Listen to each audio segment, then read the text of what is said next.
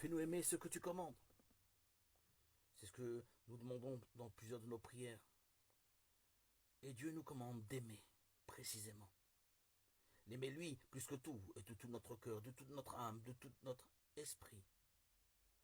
Cela pousse le croyant de l'Ancien Testament à faire à Dieu une superbe déclaration d'amour reprise en de nombreuses prières. Je t'aime Seigneur, tu es ma force.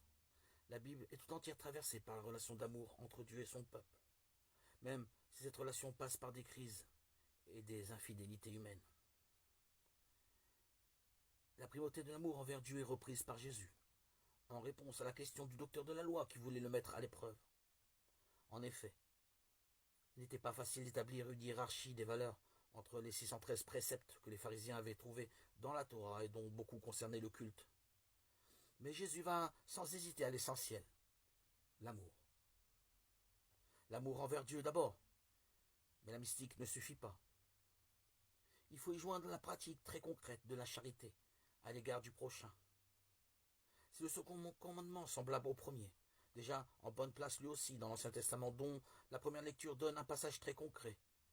Tu n'exploiteras pas l'immigré, vous n'accablerez pas la veuve et l'orphelin, tu n'agirais pas envers ton frère comme un usurier.